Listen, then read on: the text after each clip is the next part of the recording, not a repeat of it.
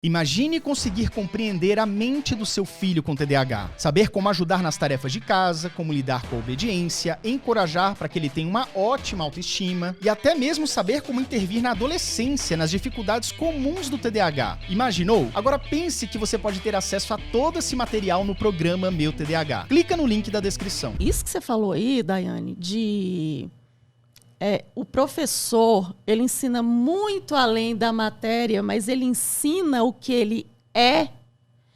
É perfeito. É perfeito porque, assim, são desafios com os quais eu me deparo. Quem não sabe ainda, não me conhece, eu sou mãe de um menino de 12 anos que tem TDAH, do tipo combinado, e também é superdotado.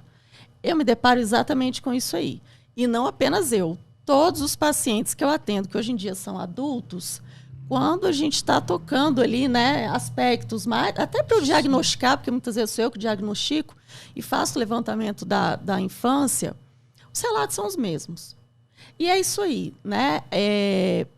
Muitos professores, não é todo mundo, pessoal.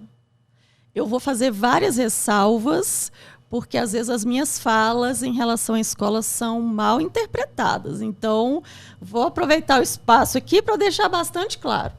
Mas o fato é, alguns professores realmente, até hoje, mesmo com o passar dos anos, infelizmente têm este entendimento de que sou professor de história, eu sou apenas professor de história, eu não tenho que me preocupar com absolutamente mais nada. Eu não tenho que me procurar com a didática que eu estou usando, independentemente se tem alunos neurotípicos ou neurodivergentes. A matéria será dada da mesma forma, será cobrada da mesma forma e ponto final, porque eu não tenho que fazer nada além disso. Eu me deparo muito com isso, tanto na minha vida pessoal enquanto mãe, quanto também escuto, né? Porque eu também já atendi adolescentes e eu escutava as mesmas coisas. E aí, entramos no outro ponto que você falou e que o Yuri acabou de falar também. Tá, não tem curso de formação específico para TDAH na Universidade de Pedagogia? Também não tem para psicologia, pessoal. Eu vi, tudo bem que eu sou formada há muito tempo, né? Não sei como é que está hoje, mas lá é um breve passar de olhos, digamos assim, sobre essa temática TDAH.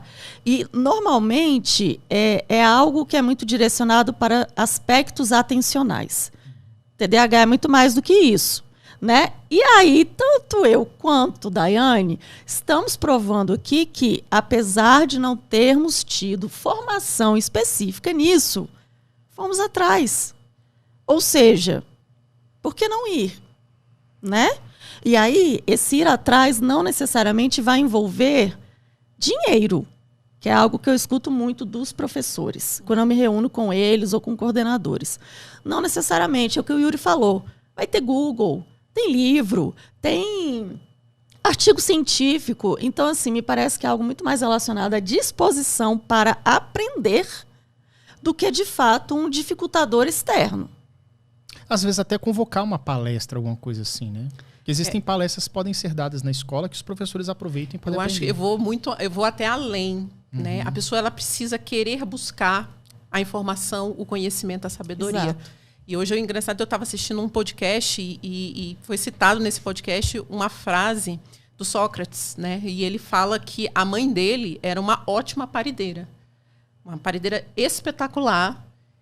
Mas ele fala o seguinte, que a minha mãe, né, a mãe dele, apesar de ser uma ótima parideira, tem uma coisa que ela não consegue fazer. Colocar no mundo uma criança de uma mulher que não esteja grávida. Eu não tenho como abrir a sabedoria, o interesse e a sede pelo conhecimento de uma pessoa que não tenha sede por isso. Eu vejo isso, inclusive, dentro das formações e da capacitação dos professores. Em várias escolas que eu já fui, é muito legal quando você está fazendo formação para quem está formando. Você observa um pouco de tudo. Eu observo professor no celular. Eu não estou falando de crianças. Estou falando de adultos, professores que, na minha percepção, seriam o exemplo. Tem alguns, né? Não é a maioria, tá? É um ou dois, mas é nítido. Ele está no celular, está desenhando. Tem uns que, quando estão obrigados, eu acho um barato. Estão com a cara que é um processo. Indignado, porque estão, né, um sorriso. Então, assim, eu vejo isso, sabe? Muito. Por isso que eu bato nessa tecla. O professor, ele ensina aquilo que ele é. Não só os professores, mas os pais. A gente inclui qualquer formador, ele ensina aquilo que ele é. Então, se você quer ter um aluno que ele é disciplinado, você precisa ser o primeiro a desenvolver a disciplina. Gente, meu Deus. Se você quer ter um ser humano que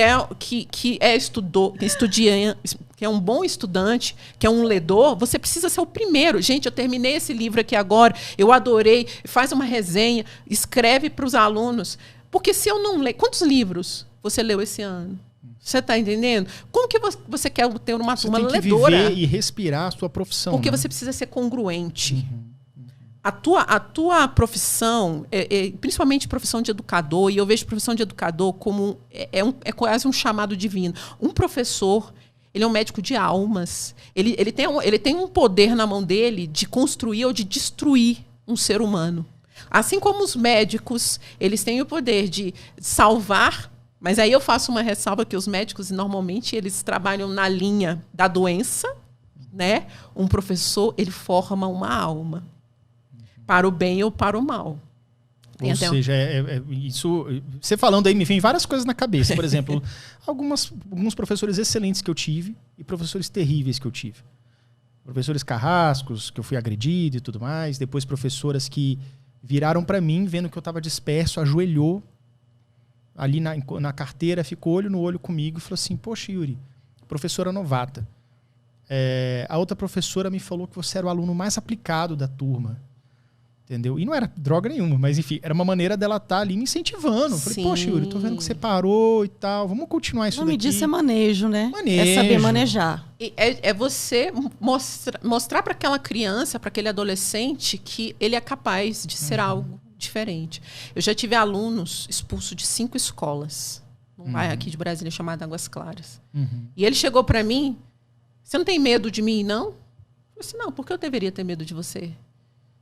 Não, porque eu fui expulso. Ele criou esse rótulo para ele, né? E aquilo ali era às vezes é uma proteção. A proteção que ele criou dele. Ele falou assim, cara, isso aqui é a única medalha de honrar o mérito que eu tenho. Eu fui expulso de 5. Exato, ficha... assim, que legal. E eu, por acaso, já fiz atendimentos para jovens internos, né? Dos centros de reabilitação. Né? E aí eu falei para ele, nossa, você fez... Aí eu fui contando, né, algumas vivências. Eu sempre gostei muito dessa... É chamado, né, gente? Dessa de inclusão mesmo, sabe? E eu sempre gostei. E eu fui contando para ele, fui trazendo ele para o meu lado, fui trabalhando... Gente, não tem como você trabalhar educação sem você construir afetividade, porque o nosso cérebro e até nosso psicólogo pode complementar. Dependendo se você está num estado de medo, ele entra no estado de luta ou fuga. Verdade. Luta ou fuga. Como é que você vai inserir aprendizado com uma pessoa em estado de alerta? Concordo plenamente. Porque ela está sofrendo bullying. E aí que tá. Vem muito disso do TDAH, porque o TDAH... Sim. E aí pegando o TDAH aqui, né? Porque é o ponto principal, mas vem todas as comorbidades e enfim... São crianças que estão numa situação de estresse. Estresse porque não está tirando nota, o fim do ano está chegando, a reprovação está batendo na porta, a cobrança dos pais, que pode ser vamos lá, meu filho, ou pode ser uma chinelada, ou pode ser um castigo severo, ou uma chacota entre os irmãos ou entre os colegas. Cara, e aí, no último da fila, ele ainda tem que se preocupar em estudar para tirar uma nota. Não vai conseguir. Porque viver sob esse tipo de estresse é uma coisa absurda. Exato. Né? E como que você vai fazer com que uma criança consiga ter um desempenho mínimo se ela está vivendo isso? Eu lembro muito bem de mim. O que me salvou muitas e muitas vezes, porque eu sei que eu dei mais trabalho para minha mãe do que minhas 2 irmãs somadas juntas. eu morava no núcleo familiar que eu morava, era minha mãe e minhas 2 irmãs e eu. E dei esse trabalho. Agora... Uma coisa que eu sei é o seguinte, a dificuldade que eu tinha, o que me resolveu foi os professores particulares, porque embora eu estivesse estressado e num looping da procrastinação todo santo dia, quando chegava a professora particular lá em casa, ou quando eu ia para lá, acabou. Aquelas 2 horas valia mais do que 1000 horas estudando em casa sozinho. E aí eu chegava e tirava meus 6, meus 7, às vezes até 9, às vezes até 10, mas eu conseguia passar. Se não fosse isso, não ia dar conta. E eu sei que nem toda família consegue fazer isso. Então, assim, se dependesse só da minha boa vontade de pegar, abrir o livro e começar a fazer, não ia rolar mesmo, Sim. né?